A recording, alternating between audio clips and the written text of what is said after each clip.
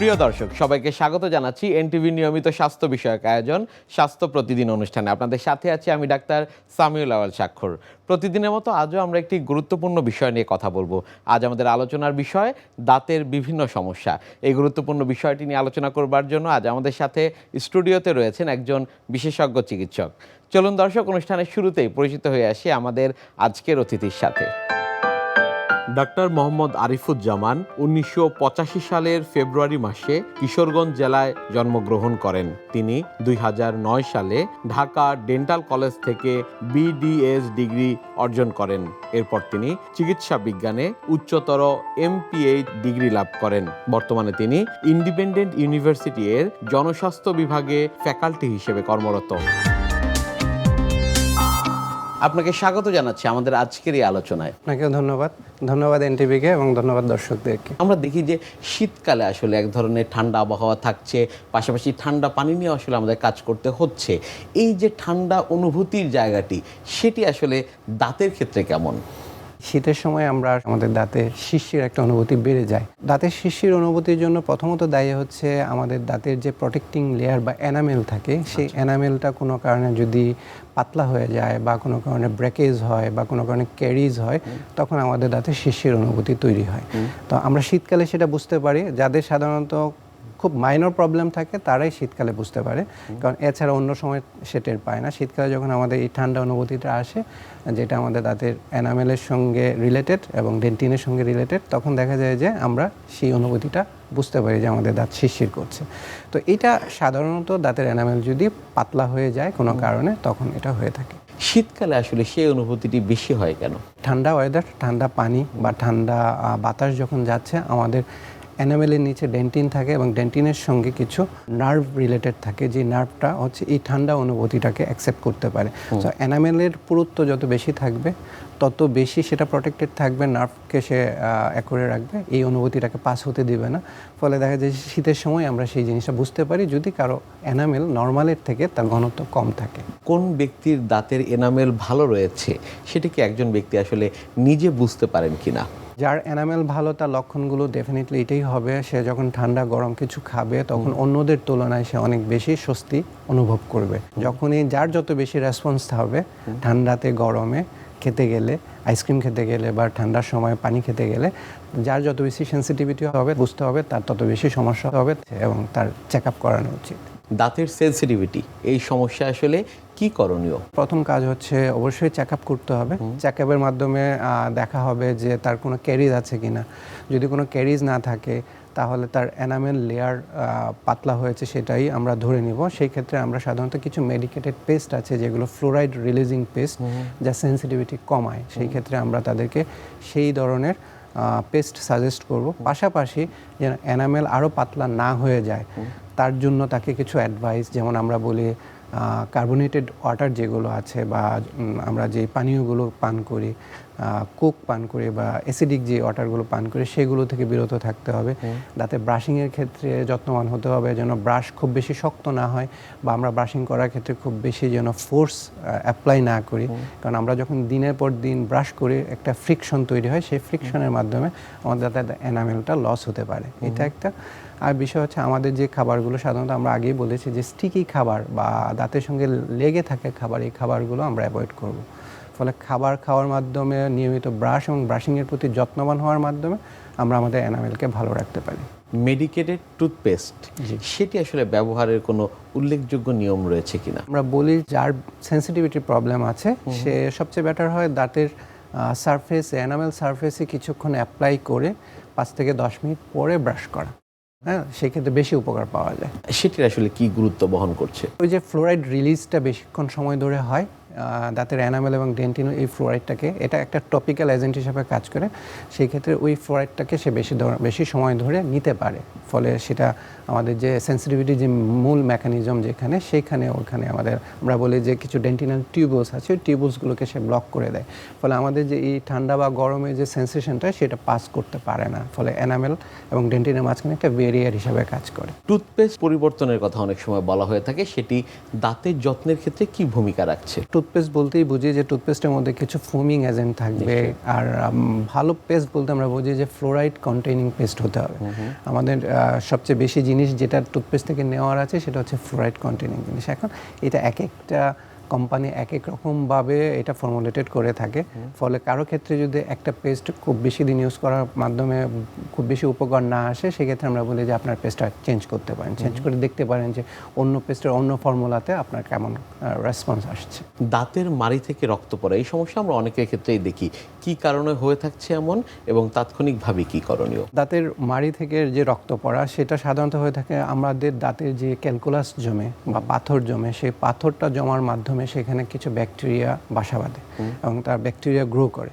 সেই ব্যাকটেরিয়া হচ্ছে আমাদের পাথর জমা বা দাঁতের সঙ্গে রিলেটেড যে মাড়িটা থাকে সেই মাড়িতে ইনফেকশন তৈরি করে, যেটাকে আমরা জিঞ্জিভাইটিস বলি। এবং সেটা যখন হয় তখন মুখে দুর্গন্ধ হয়, মুখ থেকে রক্ত আসে। তো সেই ক্ষেত্রে প্রথম প্রতিরোধ যেটা সেটা হচ্ছে ব্রাশ করা। ব্রাশিংয়ের মাধ্যমে এইটা হতে দেওয়া যাবে না। আর যদি এটা হয়ে যায় তখন সেটা ক্যালকুলাস রিমুভ করতে হবে ডাক্তারের কাছে গিয়ে। সাধারণত আমরা এটাকে স্কেলিং এবং পলিশিং পদ্ধতি বলি। এটার মাধ্যমে প্রথমত হচ্ছে হাইজিনটাকে মেনটেন করে তারপর হচ্ছে রেগুলার ব্রাশিং করতে হবে যেন এটা আবার রিপিট না হয়। এবং প্রতি 6 মাস বা বছর অন্তত একবার যেতে হবে ডাক্তারের কাছে, যে এটা ব্রাশিং করার পরেও কোথাও এই ধরনের ক্যালকুলাস ফর্ম হচ্ছে কিনা সেটা দেখার জন্য এবং সেটা ক্লিন করার জন্য। আমরা অনেকে দেখি যে শক্ত ব্রাশ ব্যবহার করছেন, সেটি কি আসলে যৌক্তিক কিনা? ব্রাশের দুইটা কোয়ালিটি অবশ্যই এনশিওর করতে হবে। এক হচ্ছে যে ব্রাশের ব্রিসেলটা নরম থাকতে হবে, হ্যাঁ, এবং এটা সবসময় চেক করতে হবে যে এটা শক্ত হয়ে যাচ্ছে কিনা। এটা একটা প্লাস্টিক ম্যাটেরিয়াল, এটার একটা সেলফ লাইফ থাকে, একটা সার্টেন টাইম পরে নরম ব্রাশও শক্ত হয়ে যায়। আমরা যদি সেটাকে খেয়াল না করি তাহলে আমরা যদি দিনের পর দিন সেটা দিয়ে দাঁত ব্রাশ করি তাহলে দাঁতের এনামেল ক্ষয় হবে এবং সেন্সিটিভিটি ডেভেলপ করবে। এটা একটা। আরেকটা হচ্ছে যে আমাদের ব্রাশের ব্রিসেলটা ছোট হতে হবে, আমাদের মুখের সব জায়গায় যেন সে পৌঁছায়। আমাদের মুখের সাইজের তুলনায় যদি ব্রিসেলটা বড় হয়, আমরা হয়তো কিছু দাঁত, বিশেষ করে পিছনে যে দাঁতগুলো অ্যাক্সেস করা খুব কঠিন, সেগুলো দেখা যাবে যে মিস হয়ে যাবে। একটি টুথব্রাশ কখন আসলে ব্যবহারের অযোগ্য হয়ে পড়ে? সাধারণত আমরা রিকমেন্ড করি 2 থেকে 3 মাস। আচ্ছা, 2 থেকে 3 মাস পর পর চেঞ্জ করে নেওয়া উচিত। তারপরেও আমরা চেক করতে পারি যে ব্রিসেলটা শক্ত হয়ে যাচ্ছে কিনা, বাঁকা হয়ে যাচ্ছে কিনা, এটা ফর্মটা ঠিক আছে কিনা। যদি ফর্ম ঠিক থাকে আমরা কন্টিনিউ করতে পারি, ফর্ম ঠিক না থাকলে আমরা সেটাকে 2 মাস কেন, যদি 2 সপ্তাহের মধ্যেও এরকম হয়ে যায় তাহলে রিজেক্ট করে দিতে পারি, আমরা নতুন ব্রাশ ব্যবহার করতে পারি। নিশ্চয়ই। ডেন্টাল ক্যারিজ আমরা বড়দের ক্ষেত্রে অনেক ক্ষেত্রে এটি দেখতে পাই, সেটি কেন হয়ে থাকছে? ডেন্টাল ক্যারিজ সাধারণত হয়ে থাকে আমাদের দাঁতের সঙ্গে কিছু খাবার আছে যেগুলো যদি লেগে থাকে এবং সেটা যদি পরিষ্কার না হয়।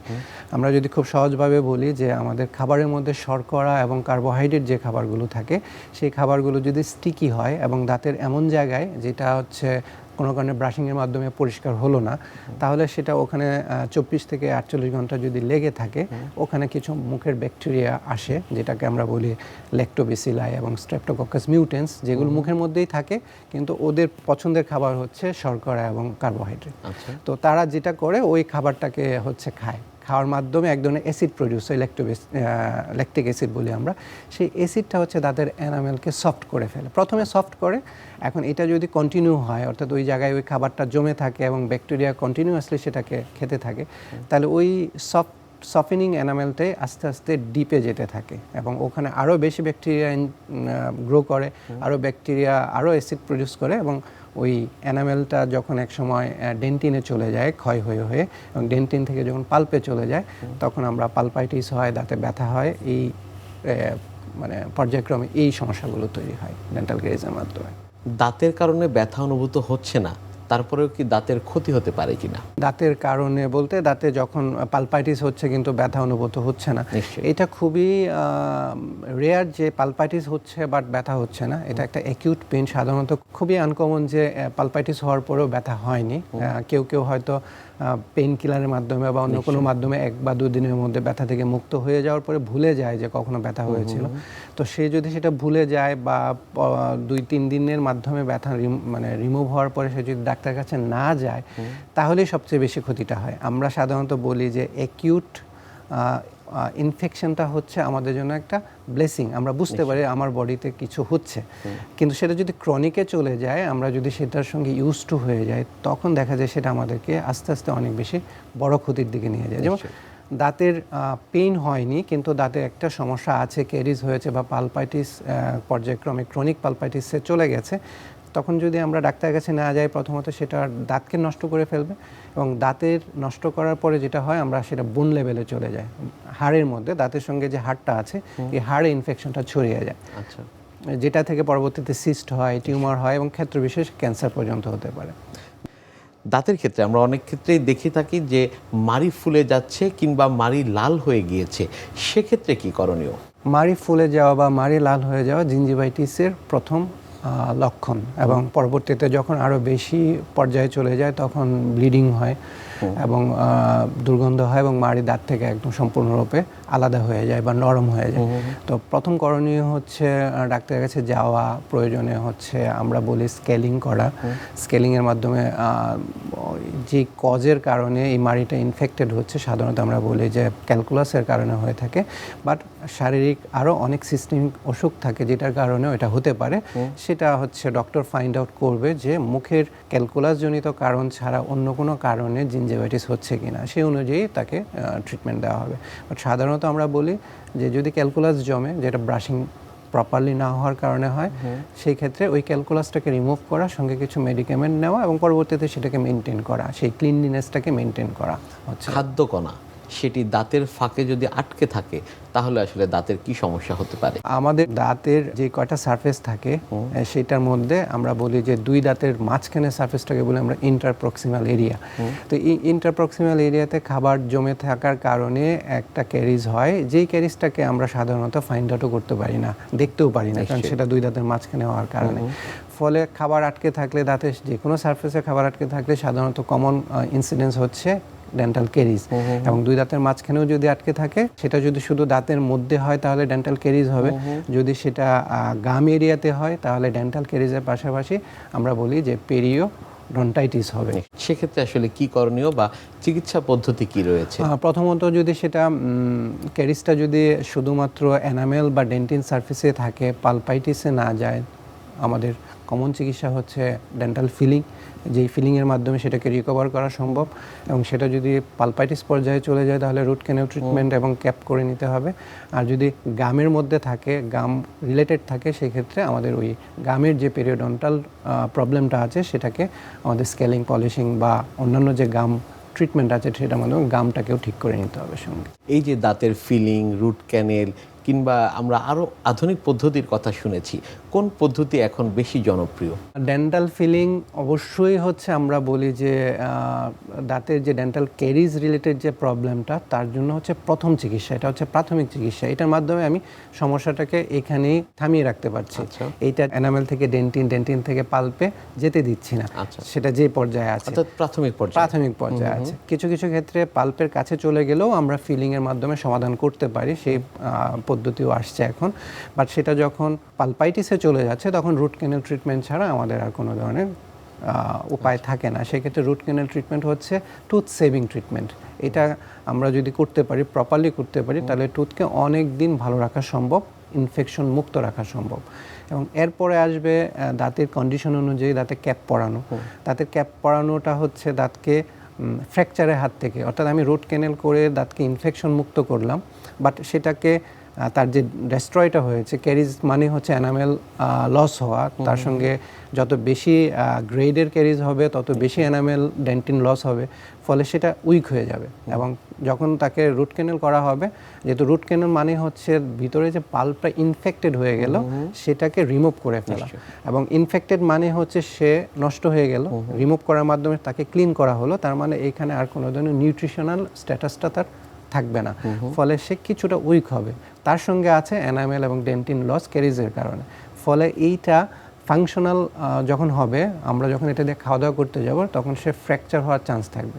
ফলে রুট ক্যানেল করে আমি যখন এটাকে জীবাণুমুক্ত করলাম, এবং এটাকে যদি আমি সারভাইভ করাতে চাই, এটার উপর আমাকে ক্যাপ বসাতে হবে যদি তার এনামেল লসটা অনেক বেশি হয়ে থাকে। কিছু কিছু ক্ষেত্রে ক্যাপ ছাড়াও ফিলিংয়ের মাধ্যমে, রুট ক্যানেলের পরে ফিলিংয়ের মাধ্যমে দাঁতকে ন্যাচারাল রাখা যায়।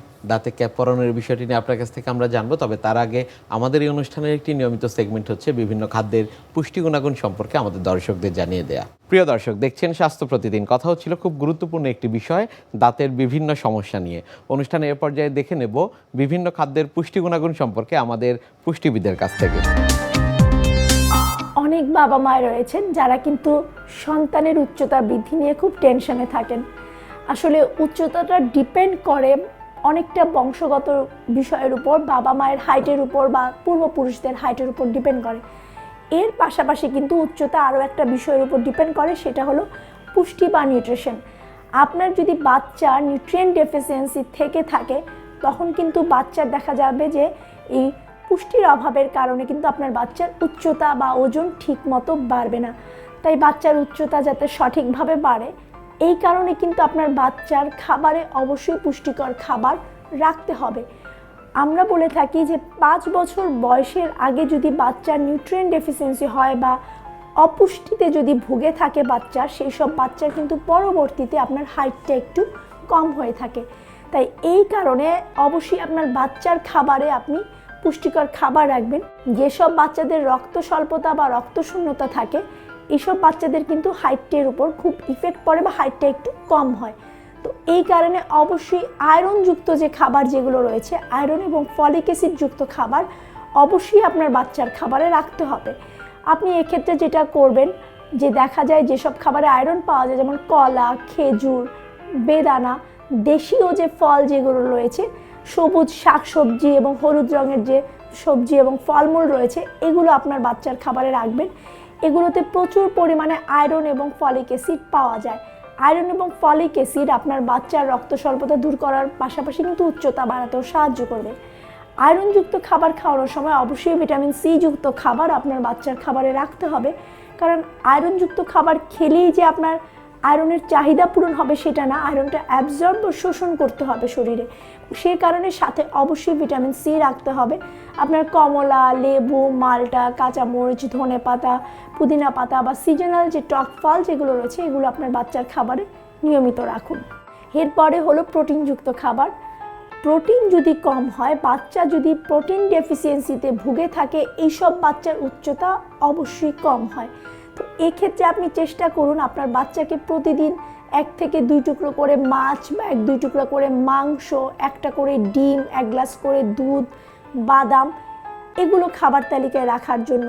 একটু ঘন ডাল বাচ্চার খাবারে রাখতে পারেন, কারণ ঘন ডালে আপনি যেভাবে প্রোটিন পেয়ে যাবেন, সেরকমভাবে কিন্তু আয়রনও পেয়ে যাবেন।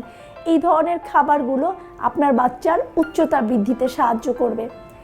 এরপরে বাদামে কিন্তু প্রচুর পরিমাণে ম্যাগনেসিয়াম, ক্যালসিয়াম পাওয়া যায় এবং পাশাপাশি প্রোটিনও আছে, যেটা কিন্তু আপনার বাচ্চার উচ্চতা বাড়াতে সাহায্য করবে। যেসব বাচ্চার উচ্চতা কম বা অপুষ্টিতে ভুগছে, সেই সব বাচ্চার খাবার তালিকায় 1 গ্লাস থেকে 2 গ্লাস করে দুধ, 1/2 কাপ করে দই কিন্তু রাখতে পারেন, অথবা পনির আপনার বাচ্চার খাবার তালিকায় রাখতে পারেন। এগুলো কিন্তু আপনার বাচ্চার উচ্চতা বাড়াতে এবং হাড় মজবুত করতে সাহায্য করবে। হাড়ের গঠন যদি মজবুত না হয়, তখনও কিন্তু বাচ্চার উচ্চতা ওইভাবে যে বাড়বে না। ভিটামিন ডি যুক্ত খাবার, বাচ্চাকে অবশ্যই আপনার সামুদ্রিক মাছ, তৈলাক্ত মাছ, ডিমের কুসুম, চিয়া সিড, এগুলো কিন্তু বাচ্চার খাবারে রাখার চেষ্টা করুন। পাশাপাশি আপনার বাচ্চাকে সূর্যের আলোয় রাখার চেষ্টা করুন। প্রতিদিন সকাল 10টা থেকে দুপুর 3টা পর্যন্ত 20 থেকে 30 মিনিট সূর্যের আলো গায়ে লাগান। তাহলে কিন্তু আপনার বাচ্চার শরীরে পর্যাপ্ত পরিমাণে ভিটামিন ডি তৈরি হবে, যেটা আপনার বাচ্চার উচ্চতা বাড়াতে সাহায্য করবে। এইসব খাবার খাওয়ার পাশাপাশি অবশ্যই আপনার বাচ্চাকে নিয়মিত খেলাধুলা করাবেন, কারণ খেলাধুলা কিন্তু বাচ্চার অ্যাক্টিভিটি লেভেল যখন বাড়বে, সেটা কিন্তু বাচ্চার হাইট বাড়াতে সাহায্য করবে। এই যে আমরা দাঁতে ক্যাপ পরানোর কথা বলছিলাম, যারা আসলে দাঁতে ক্যাপ পরাতে আগ্রহী না কিংবা দাঁত তুলে ফেলতে চান, অনেক সময় তারা বলে থাকেন যে পাশের দাঁতগুলো দুর্বল হয়ে যেতে পারে কিনা। আমাদের সাধারণত আক্কেল দাঁত বাদ দিয়ে যদি আমরা বাকি দাঁতগুলো বলি, সবগুলোই ফাংশনাল। এবং আমরা যখন একটা দাঁতকে রিমুভ করি, সেই রিমুভের পরে যেটা হয়, পাশের দাঁতগুলো সাধারণত ডিস্টালি অথবা মিজিয়ালি ড্রিফট করে যায়। দীর্ঘ সময় যখন আমাদের দাঁত ছাড়া থাকে, সে ড্রিফট করলে যেটা হয়, প্রথমত ওই দাঁত যখন বাঁকা হয়ে যাচ্ছে তার নিচে পকেট তৈরি হতে পারে, নিশ্চয়ই। একটা স্পেস তৈরি হয়, যে স্পেসটা হয়তো ক্লিন করা রোগীর পক্ষে অনেক বেশি কষ্টকর হয়ে যায়।